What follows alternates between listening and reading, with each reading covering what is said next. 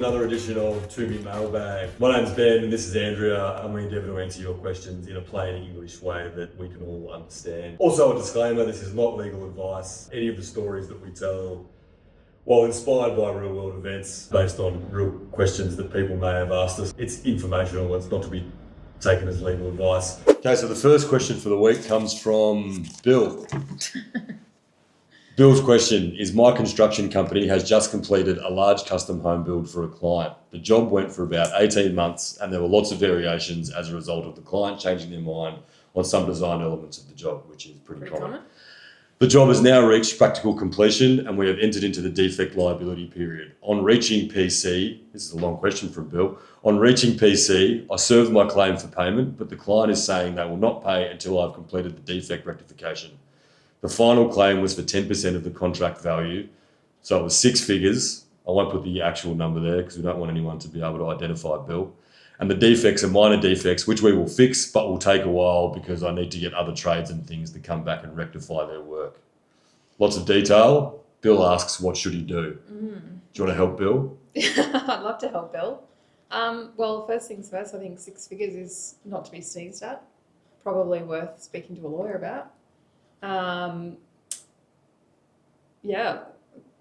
What if Bill didn't have a lawyer and was exercising self-help? And we can just if cut he's all the shit exercising in there, self-help, well, first things first, I would be looking at the contract. The contract is going to have 90% of your answers, particularly if it's a HIA contract or master builder's contract, pretty much covers a lot of stuff in there. So yeah, looking at that final payment clause is going to be in there. It's going to tell you exactly what the process is. And unfortunately, I think for this poor Bill, if he's waiting on trades to finish some minor defects, he probably needs to look to get some other trades out, because there is a bit of a process in a contract where you have got a certain period of time to rectify minor defects in order to properly reach practical completion. And until you reach practical completion, you're not going to be entitled to payment. So if I was Bill, I'd be getting other trades in to finish the job. Obviously, there's going to be terms with the particular trades that he's been using. And if they have, they're the cause of the defects, then they should be rectifying them at their cost. So, this is where it comes back to not just the contractor having a contract with the owner, but also with the subcontractor to make sure you can hold the subcontractor liable for coming back to rectify. Otherwise, you're going to have to do it at your own cost in order to trigger the right for payment. So if they've reached PC and that's not disputed, and the defect liability period has started, but the homeowner is not paying the final payment claim, what could Bill potentially do to the homeowner? So if there's a right to payment and there's an outstanding invoice that hasn't been paid, let's say for this instance there's no financier and it's being self-funded by the homeowner, Bill's going to have to escalate. He's going to have to take legal action. So we'd probably start with issuing a formal demand. Would it be a breach under the contract, failing to pay the final claim? Oh, for sure. Yeah, I mean, you're going to look at all of the circumstances to make sure that, there's no reason why Bill is in breach first. You can't breach someone else if you're in breach. So we're going to be reviewing, making sure that Bill's not in breach, making sure that Bill's got every right to payment first. And if that all checks out, then there's no reason why you shouldn't be making demand. Get that demand out.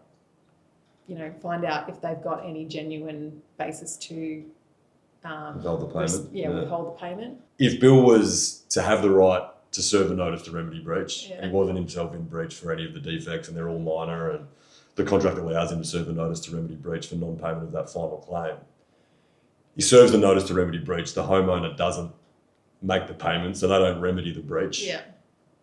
What is it then potentially up to Bill to do? Well, Bill's got to terminate the contract potentially. I mean, you don't have to. If it's a debt due and owing, you don't have to terminate the contract. You can still make a claim for a liquidated debt. So it really depends if there are other reasons why you might want the contract terminated, or you might not want the contract terminated. But yeah, putting that to one side, making the claim from there would be, depending on the amount. If it's 6 figures, you'd still probably, well, it depends how many 6 figures. Could be $1 million, could be 100,000, and then you'd be looking at what is the best jurisdiction to be suing in. I think this is a residential construction, not a commercial construction. If it was commercial, there'd be a lot more options for Bill. But you'd be more in favour of the bill, wouldn't it? Generally. There's usually there's heaps more. Or there's legislation around processes which enables quick payment. So unfortunately, like consumer contracts like this, there's not that ability. You've just got to do the traditional route of suing in a court. How fun. But if it's a liquidated debt and there are no reasons to withhold payment, then it's going to be not like they might contest, but there's not going to be any real grounds. Relatively straightforward. I think the critical thing for Bill is making sure that he conducts himself in a way where he's not in breach of the contract. So he's continuing to comply with his obligations under the contract. Yeah, sure. The risk for him, if he is in breach, being that the homeowner terminates and then they get someone to come and rectify all his defects for a lot more than what it would cost him to fix them. And then the homeowner, seeks to assert a set-off claim or whatever it might be in relation to whatever they owe Bill. So, Bill, be careful.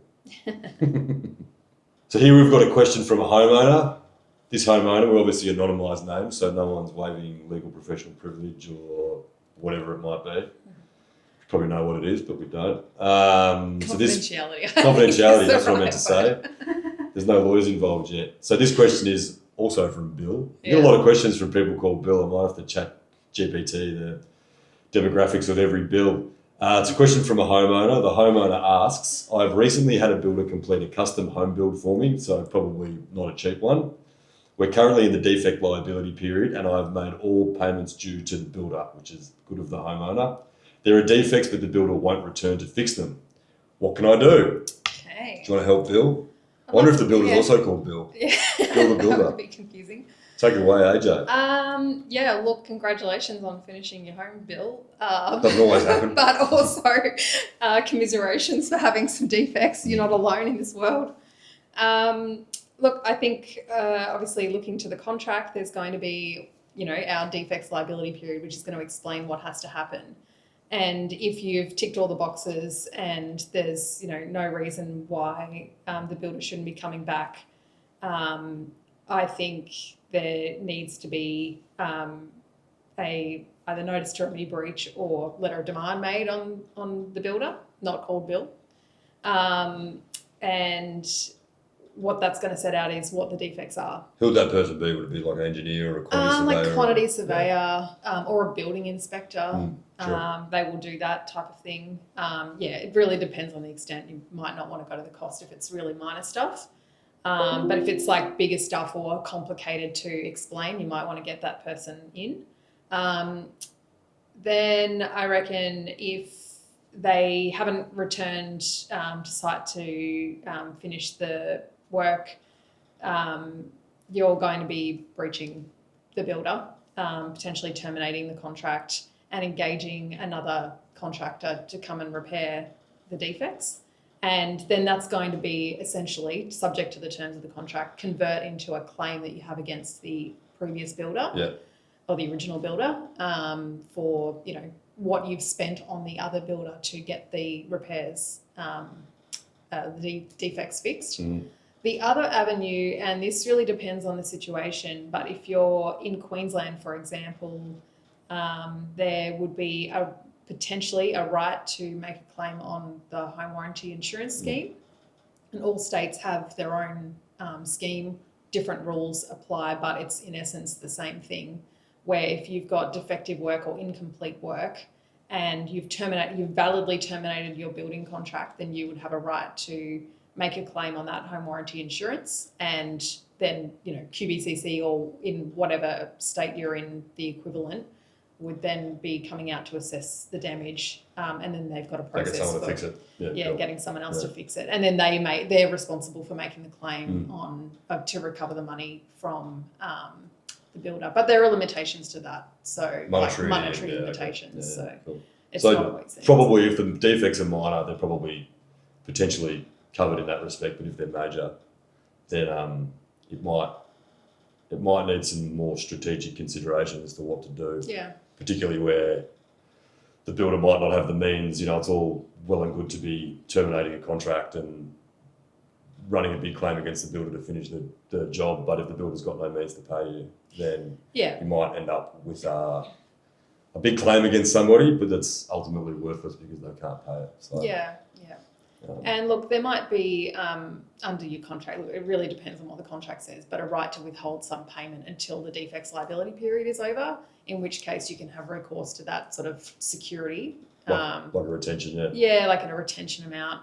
It's not always the case, depends on the contract, but that can be dipped into if there's, you've incurred costs in remedying the builder's default. I think one of the things that we see that helps focus everybody's attention in these types of claims is getting the building inspector or the quantity surveyor or whoever it might be to do a report to just identify in a really clear order, in a schedule usually, what the defects are and why they're a defect. If there is an opportunity to engage with the builder to try to work through, or in the instance of the builder with the homeowner, to actually work through whether each individual thing is a defect or not, that's a really good starting point. It is difficult and often the case that a builder or a homeowner will come and say, there's defects, there's heaps. So, okay, we need to break them down because we need to be able to identify why everything that you say is a defect is actually a defect. And then we need to be able to identify how it needs to be rectified.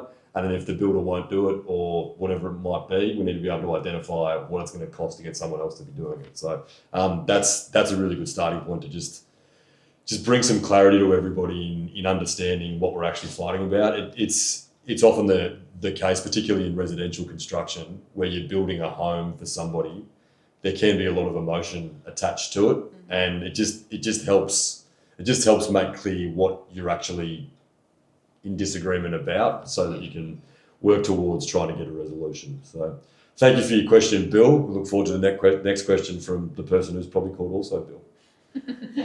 Okay, we have a question in from someone who's anonymous. Is it Bill? It's not Bill. Let's go with Barbara. Barbara the builder. Barbara. Okay, so Barbara says this.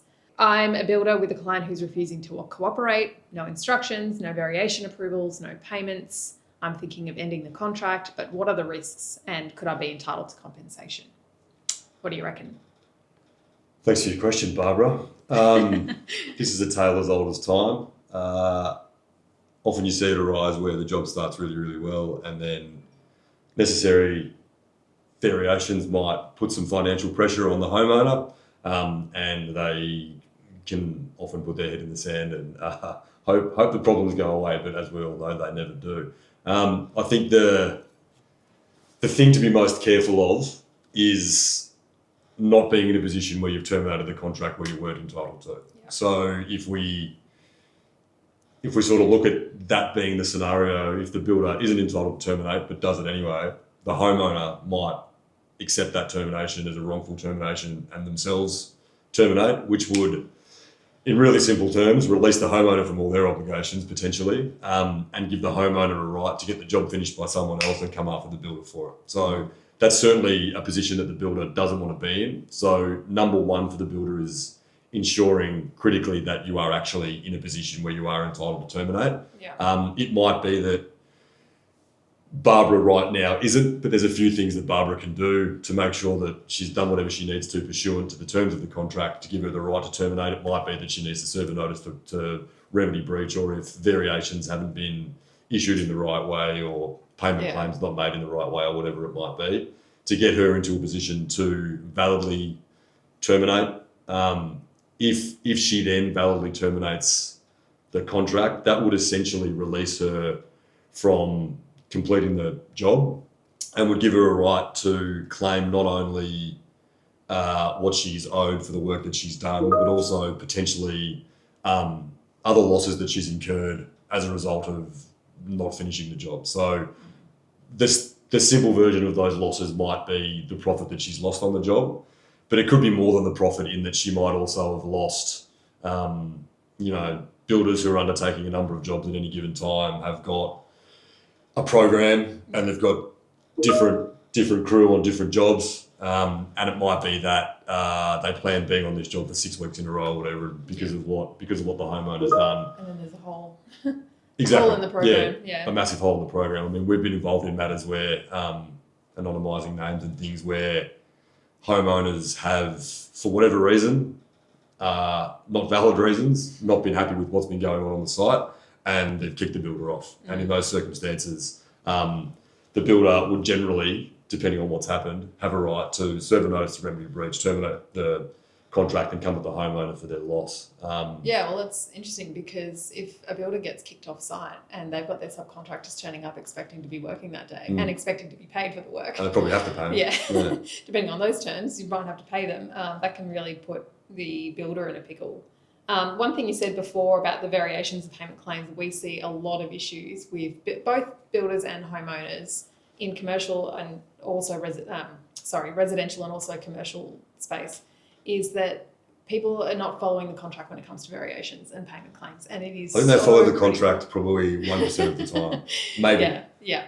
And it's actually set out just in black and white. It's very clear what the process is. And a lot of people are talking about things on site, making variations, which have consequences to how much is owing and how, the scope of the works, but nothing is documented. Or, a builder will, be talking to an owner, hey, mate, can you do this? They go ahead and do it. And nothing's been documented about extra time needed in the program to account for that variation, extra costs involved in that variation. And then when the builder then adds it to the payment claim at the end of that month or whatever, or that stage, then there's going to be a dispute about it and then there's nothing to refer back to determine, who is actually in the right here. So that is critical. Yeah. I think that the builders that we see who get it right more often are the ones that have got established processes. Yeah, so it's like the templates. They might be wandering around on site. Obviously you take the piss out of the project manager, but you're wandering around on site with your iPad, and when things are happening in the moment, and you're able to comply with the terms of the contract really easily by just recording what happened. Use the AI and use whatever you need to, but you're doing it as it happens. It just gives you the best chance as the builder of making sure that you've complied with the contract, or at least you've got evidence that the homeowner actually told you to do that. Yeah. We obviously see, as you said, often where the builder makes the claim for the payment for the work that the homeowner told him to do, and the homeowner says, well, no, I didn't ask you to do that. Yeah, or there might be a defect in that variation. Exactly. They go, well, I'm not paying for that. And you go, well, and there might not be any plans for it because it was in spur of the moment type of variation. But it's interesting. but I know a lot of builders will just do their paperwork at the end of the day. But the problem with that is if you get to the end of the day and you're exhausted, you can't be effed, then you're going to forget about that. Which we all get. Yeah. So I think, all it would take really is at the absolute bare minimum, send an email. You've instructed me to do this. This is what it entails. This is what it's going to cost. Yeah, this is what it's going to cost, and it's probably going to add, a week to your schedule or whatever. And you haven't forgotten about it. 100%, you need to follow up with formal documentation. But at least it won't get missed. Yeah, cool. I think it's interesting seeing these issues develop, because what you obviously want if you're doing a project, you want the relationship to be really good. Yeah. And people often find it hard to have a good working relationship with each other, where they're communicating really, really well, but then also have everything documented in writing. So again, the builders who we see do it best are the ones that it feels to the homeowner just like it's automatic. Yeah. So whenever they have a communication on site, whenever they have anything, it's just like, hey, I'm just sending you a record of this, and this is how we do things, and this is how we do things all the time. Yeah. And just having the discipline to stay on track. Which it isn't just a builder thing, it's everyone in business. I think also having the discipline to say no, if you have sent out a variation document and it has not come back as approved from the owner, do not commence the work. Yeah. And if the owner has a problem with that, it's actually their problem. That's a red flag. It's a red flag. They're probably not willing to pay for it. You probably don't do work for them. So just having that discipline to say no. Cool. What was this person's name? We have to thank. That wasn't Bill, was it? We didn't talk about the risks. Okay. What are the risks of ending the contract? Remind me, is this from the homeowner? It's from the builder. This is from Barbara the builder, not Bob the builder.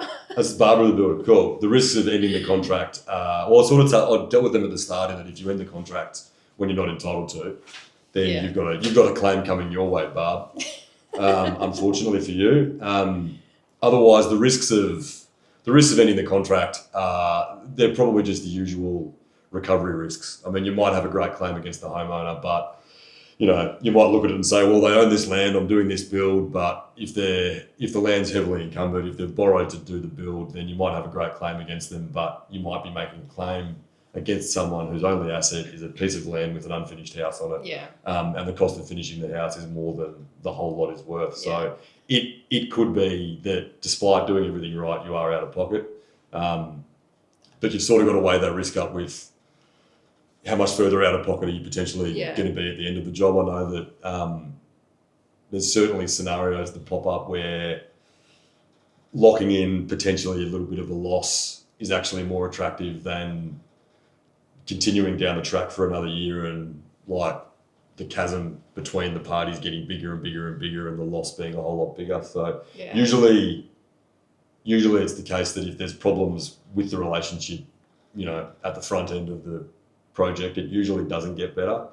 It can, but often it doesn't. Yeah, I think on the flip side though, there is some finality to ending or terminating the contract. 100%. And if you've taken that step, like the relationship is pretty much it's done. It's dead. As far as dead as you can say. So I think if there is an opportunity, like the risk of terminating the contract when there is some world in which it can be continued, you miss out on that opportunity. Yeah. So there could be a little bit of room for both parties to negotiate in a situation where it's come to a standstill, and it may just be a lack of understanding between the builder and the owner as to what is the problem. Yeah.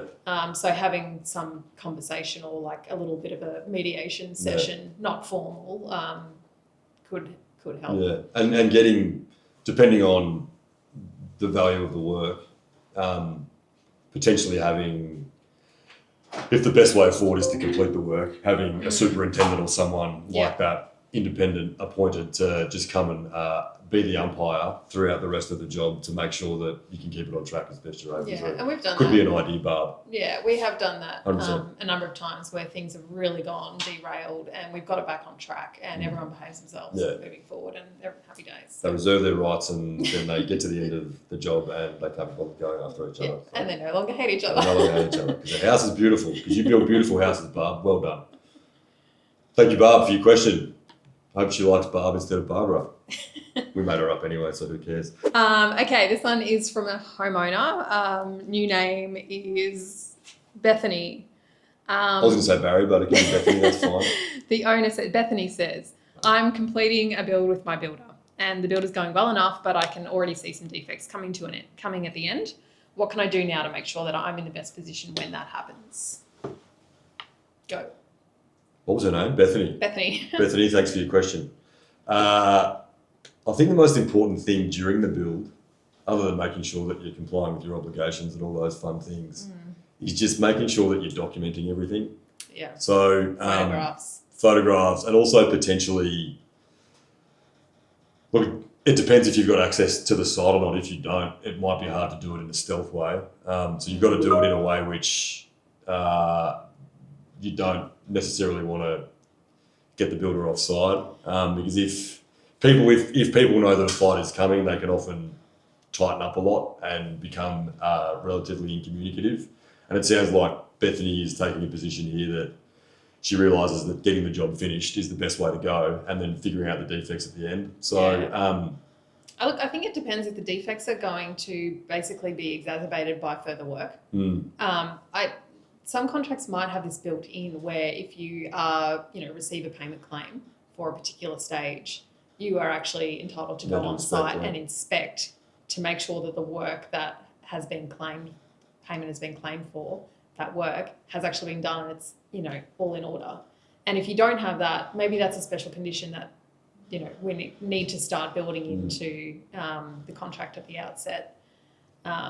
in that instance where there is, let's say that there's no issue with getting on site. So either the builder's happy for them to go on site, or they've got access to it, or whatever, or a payment claim has been made. In the circumstance where it's a defect that can be exacerbated by further works being done on top of it, in simple terms, it's probably wise. It's probably going to be an expensive defect. Yeah. It's not going to be like a fiddly door handle or a bit of a paint chip or something that can be fixed. It's going to be big. So it's probably, from an evidentiary perspective, good to get an expert in. Yeah. So have whoever your superintendent might be, your building inspector or whoever it is, to go in there and actually look at what's been done so that they can form a view as to whether or not it's defective, and if it is defective, why. Fast forward, 9, 12 months or whatever it is when you're actually fighting about the defect. If they've actually gone in there, then that's going to be a whole lot more persuasive and valuable as evidence than the lay homeowner, who's not an expert, going in there and saying, you didn't do the slab right or whatever. Yeah, well, I'm thinking of a situation where I heard a story of a homeowner who, probably in a similar position as Bethany, had a builder build the house. The slab was actually built too low, and the patio, part of the slab that was for the patio, was actually too high, and it was, not to code or whatever. But the house had been built on the slab. Yeah. So the whole house was effectively, covering up the defect. So as the homeowner, you're there, you have absolutely no idea that there's a defect because you don't understand the building codes and levels and that type of thing. But that then becomes such a massive problem because it can't be certified. You can't live in a house that can't be signed off on. So that could be a huge issue, and having someone come in at regular phases of the contract could have resolved that.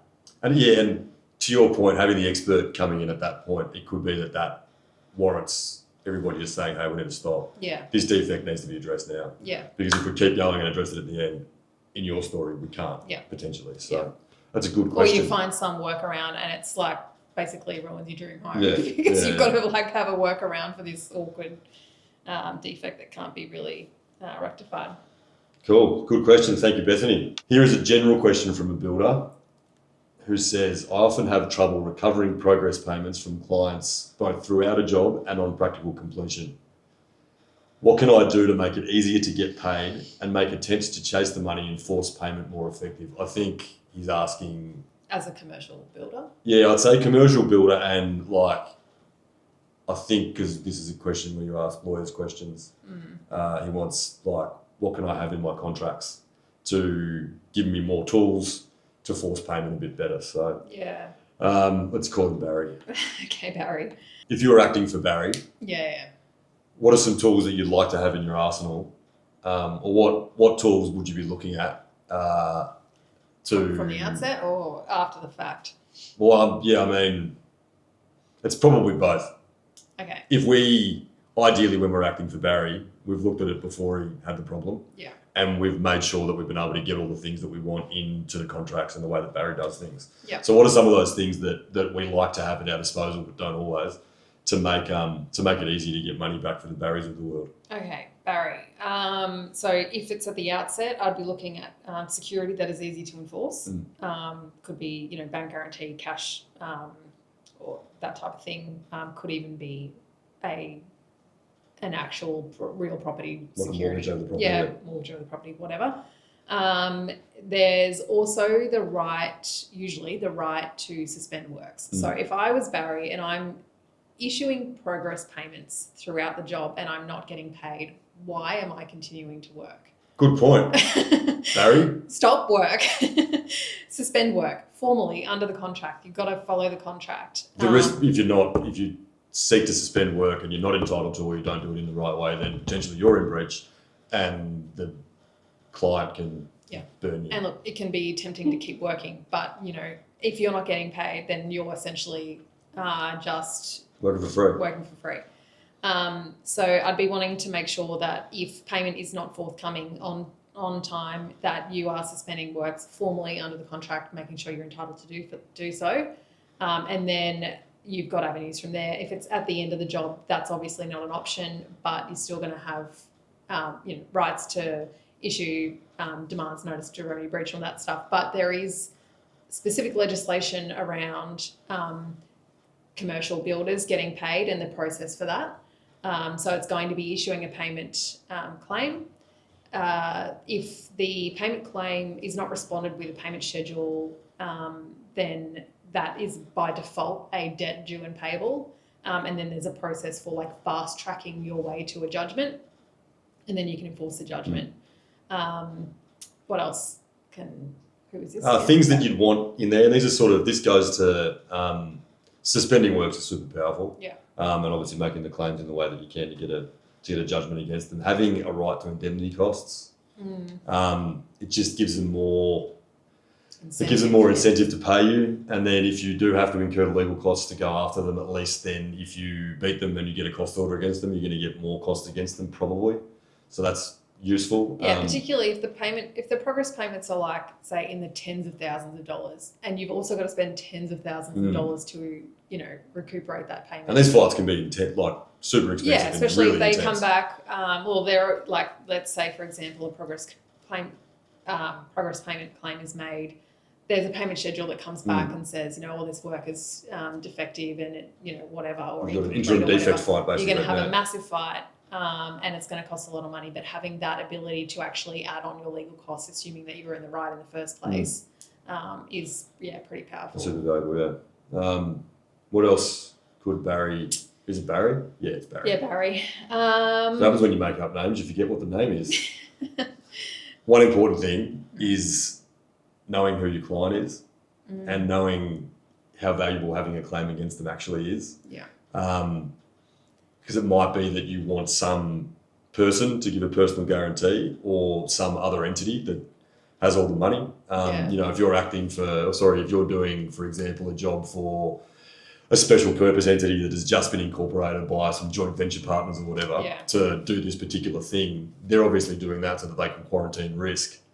You want to make sure that you understand the level of risk that you're taking so that if you do have a claim against them, you've got a claim against either an entity that's actually worth something, and they might very well be worth heaps. They might have a whole stack of land and you're doing a tiny little bit, so it might be fine. But if not, you're going to want to make sure that in the negotiation period you identify that and you can bring in as a guarantor and potentially someone who also gives security, someone who you can actually enforce a claim against, so that you're not sort of left with a judgment that you can't enforce there. Yeah. It also might be that, in the course of the negotiation, when you're pricing the job, if the job requires you to take more risk than you otherwise would, then maybe that needs to be factored into it. So you might be prepared to take that risk, but the trade-off might be that the price is higher. Yeah. So and that's something that is usually discussed in the negotiation phase, where if you're insisting on a security and they won't give you one, then you say, okay, well my price is double. And then you sort of work through it. Yeah, it's factored in. I think the other thing about knowing your client is, making sure that your documents actually accurately specify who the parties are, because we have acted for people who, have done all the right things during the build, should be entitled to payment, but the whole recovery process is made that much more difficult because the parties in the contract aren't specifically identified. They might be identified by like an ABN or a business name, but no actual entity. And then, there's a bit of an exercise to working out who the parties have actually contracted with, what the deliverables were, how much, for each stage, when each stage is due.